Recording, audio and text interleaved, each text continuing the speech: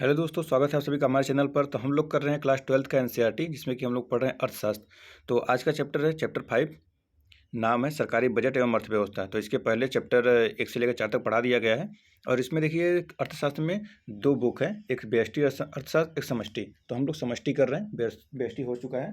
तो आप लोग जाकर प्लेलिस्ट में देख सकते हैं। देखिए, अगर आप लोग यूपीएससी की तैयारी कर रहे हैं तो उसके लिए स्टैंडर्ड बुक पढ़ने से पहले एनसीईआरटी पढ़िए, क्योंकि एनसीईआरटी देखिए हर जगह ही ज़रूरी साबित होता है, जिसमें कि आपको इसमें फैक्चुअल डाटा भी मिलता है। तो इसको पढ़ने से पहले, आप स्टैंडर्ड बुक्स पढ़ने से पहले इसको पढ़िए। और अगर आप क्लास 12 के विद्यार्थी हैं तो आप लोग तो पढ़िए। तो चलिए हम लोग यहाँ पे कुछ इसका रिव्यू देखते हैं। जैसे कि इसमें कहा गया है, प्रथम अध्याय में हमने सरकार का परिचय राज्य के रूप में करवाया था।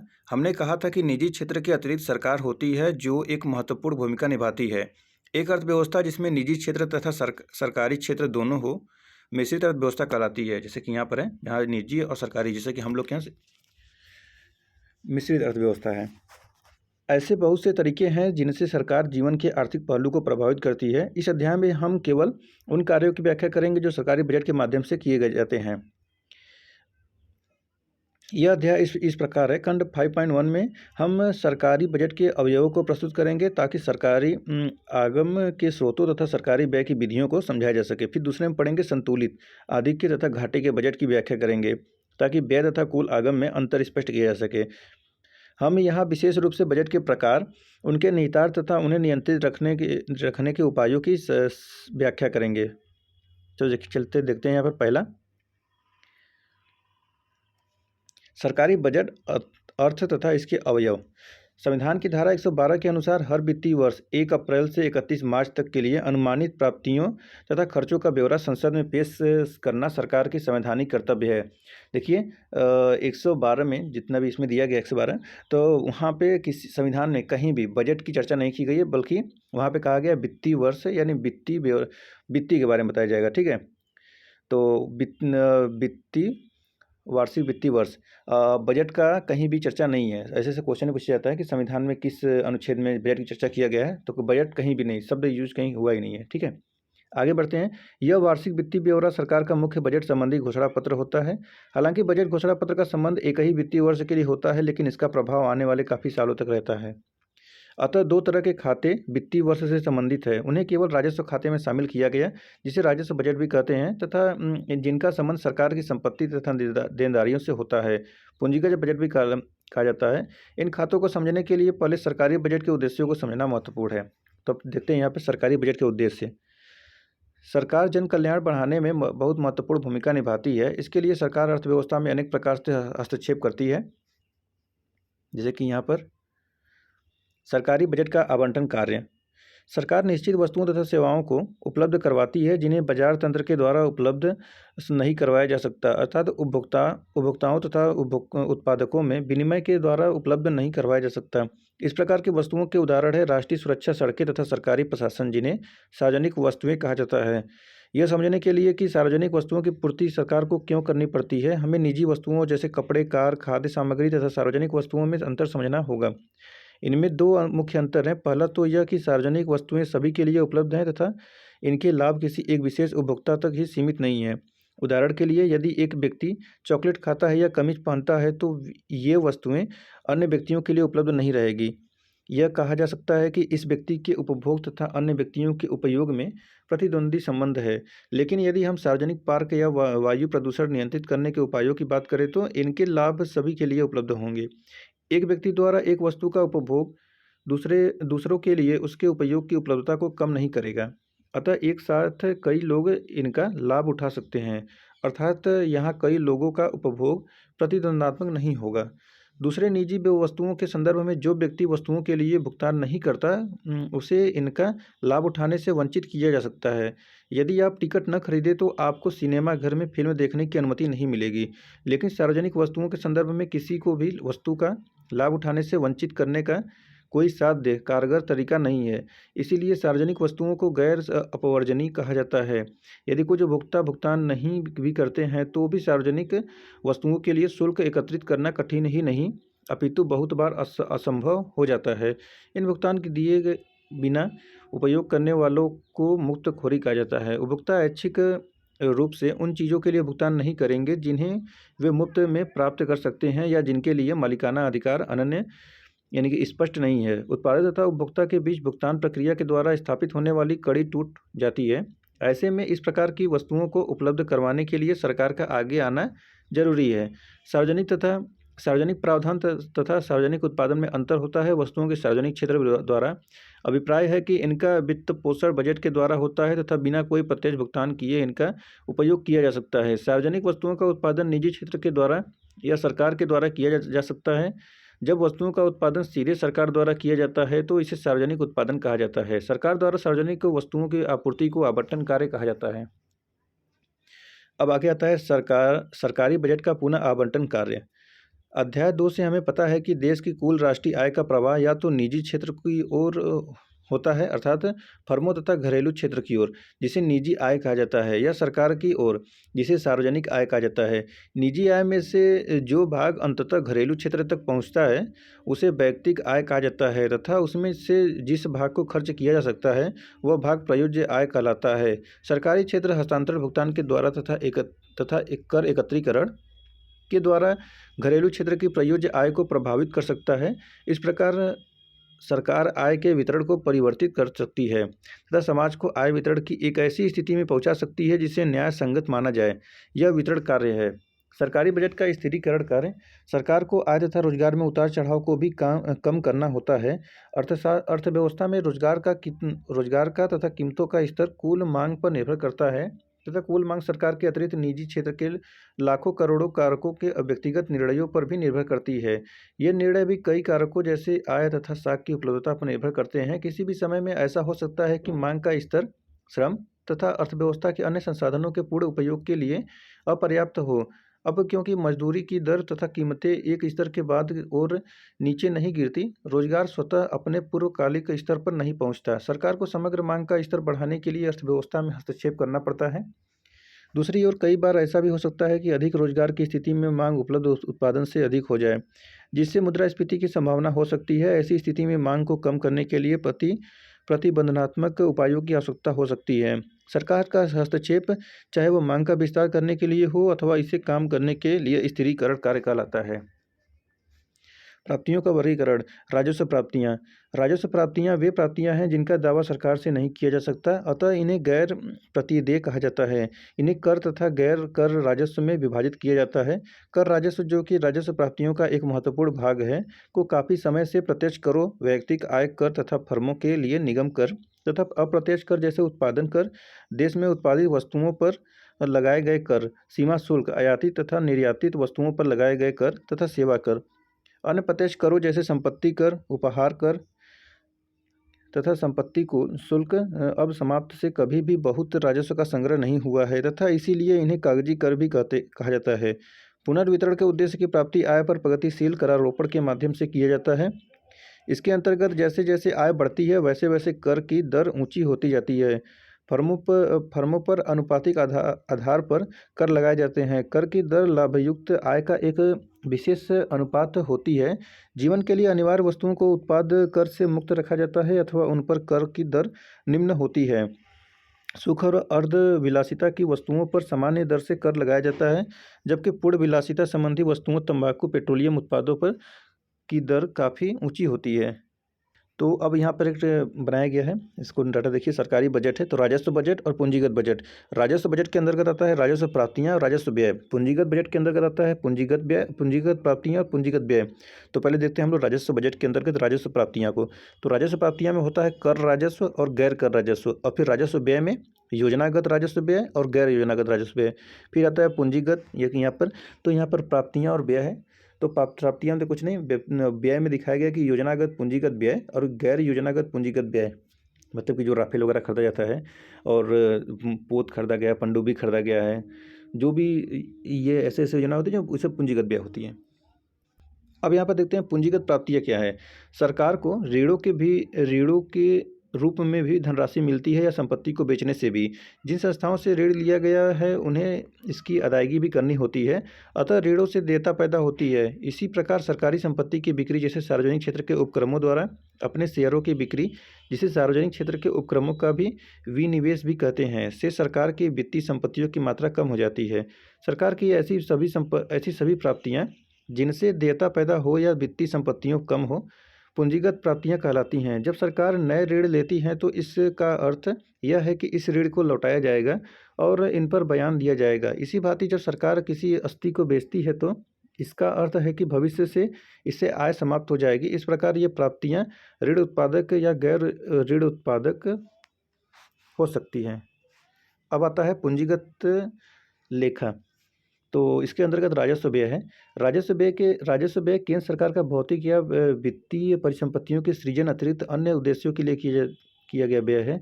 राजस्व व्यय का संबंध सरकारी विभागों के समान कार्यों, विविध सेवाओं, सरकार द्वारा उपगत ऋण, ब्याज अदायगी, राज्य सरकारों और अन्य दलों को प्रदत्त अनुदानों जैसे कि परिसंपत्तियों का सृजन भी हो सकता है आदि पर किए गए व्यय से होता है। बजटीय दस्तावेज में कुल राजस्व व्यय को योजनागत और गैर योजनागत मदों में बांटा गया है। यहाँ पर अब है बाजार ऋणों, बाहरी ऋणों और विविध आरक्षित निधियों पर ब्याज अदायगी गैर योजनागत राजस्व व्यय का एक सबसे बड़ा घटक होता है। प्रतिरक्षा व्यय और योजनागत व्यय का दूसरा सबसे बड़ा घटक है। इस अर्थ में यह प्रतिबद्ध व्यय है कि राष्ट्रीय सुरक्षा से संबंधित इस मद में अधिक कटौती का क्षेत्र अत्यल्प है। अब यहाँ पर आता है पूंजीगत व्यय।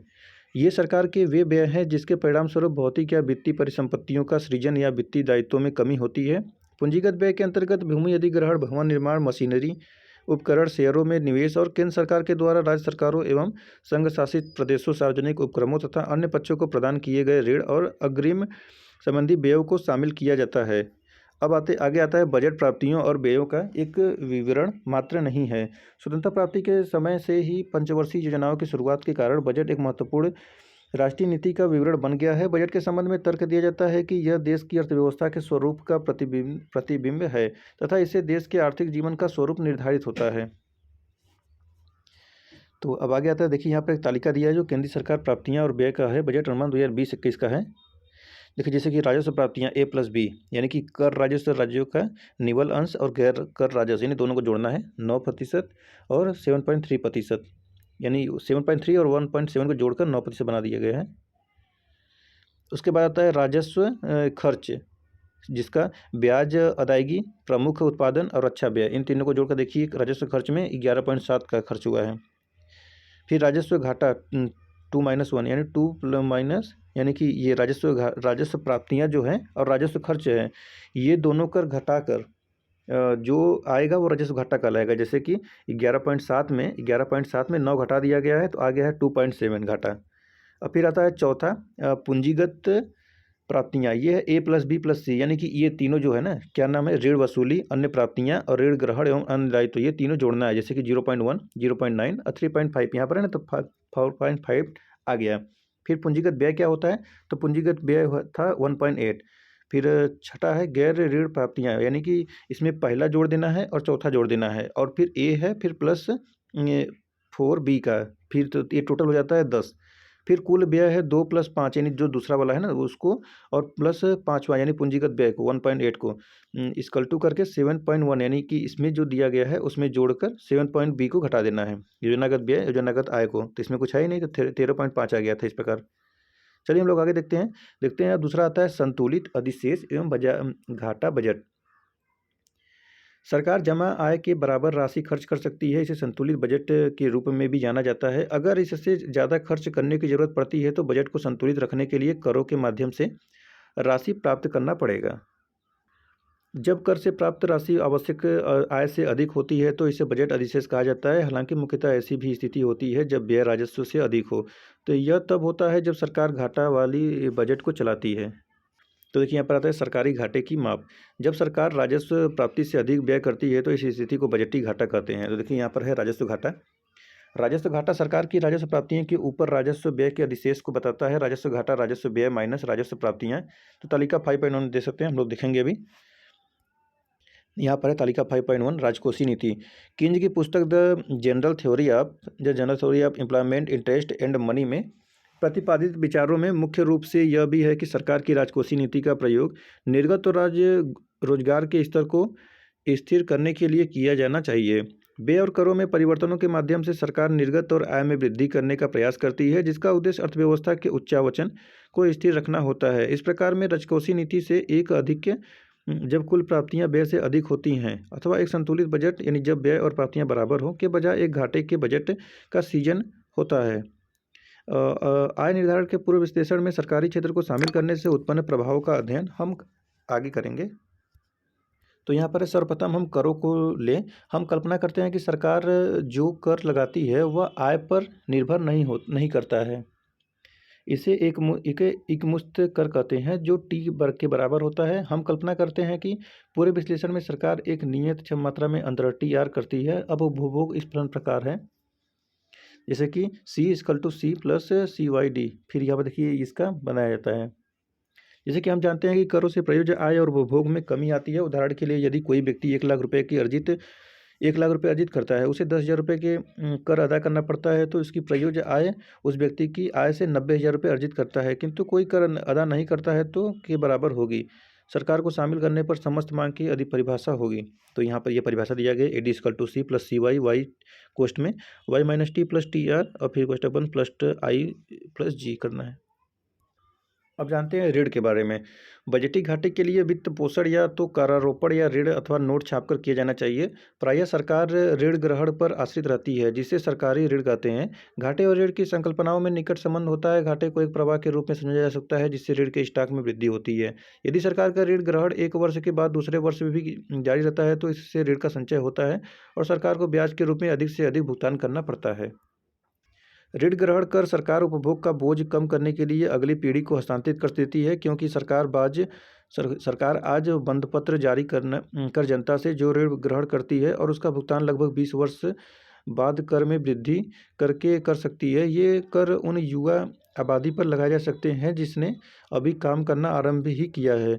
उनकी प्रयोज्य आय में ह्रास होगा और इस प्रकार उपभोग में भी कमी आएगी। इसके विरुद्ध तर्क यह है कि उपभोक्ता अग्रदर्शी होते हैं और उनका व्यय न केवल वर्तमान आय पर निर्भर करता है, बल्कि वे भविष्य में होने वाली आय की आशा से भी व्यय करते हैं। वे समझेंगे कि आज ऋण लेने से भविष्य में कर उच्च होगा। पुनः उपभोक्ता आने वाली पीढ़ी के बारे में भी चिंतित रहते हैं, क्योंकि आने वाली पीढ़ियां वर्तमान पीढ़ी के ही बच्चे या नाते पोते होते हैं और परिवार जो इस संबंध में निर्णय लेने वाली एक इकाई है हमेशा विद्यमान रहता है।